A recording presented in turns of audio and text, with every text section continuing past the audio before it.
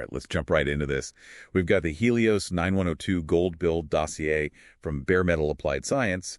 And our mission today is to really get under the hood of this platform. It's this massive system they built to manage visualization, error correction, and security, all just to simulate one of the trickiest things out there: singlet, triplet qubits. It's a fascinating piece of work because the real challenge they cracked, the paradox, was bridging, the clean math of quantum physics with the messy, noisy reality of building something that actually works at scale. Okay, let's unpack that. I want to start with the visualization. They hit a wall pretty early on, didn't they? Something called pole pinching. They did, yeah. Essentially, when they tried to map the quantum state onto the block sphere using standard methods, all their data points just crowded around the top and bottom. Around the pure 0 and 1 states. Exactly. And the middle, the interesting part with all this superposition, was basically empty. You were flying blind. So to fix a physics problem, they reached for, well, pure mathematics, the Fibonacci sphere algorithm. A really elegant solution. It uses the golden ratio, phi, which is irrational.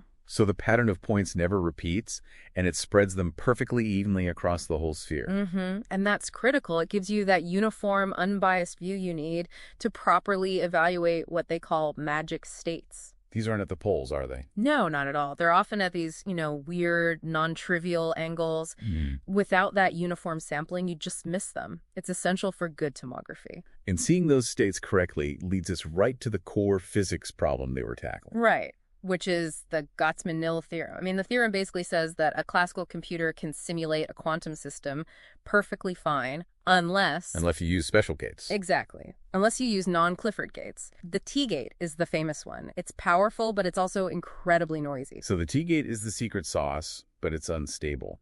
How does HELIOS simulate fixing that? It simulates a process called magic state distillation, or MSD. You take a whole bunch of those noisy T-gates, and you use stable, simple Clifford operations to kind of filter them, to distill them down into a small number of very, very high-quality ones. And they have a really clever way to visualize this.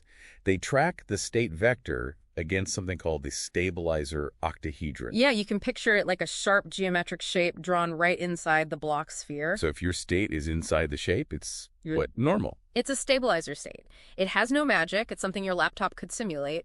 But the moment the state vector pokes outside that octahedron. That's the magic you need for universal quantum computation. That's it.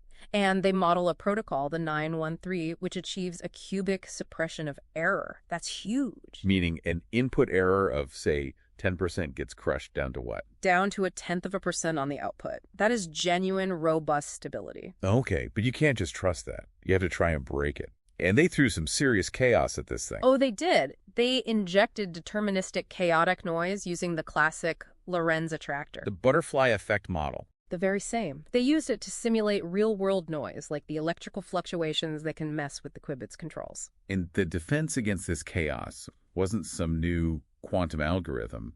It was something almost shockingly industrial. Completely classical. A standard proportional integral control loop. A PI loop.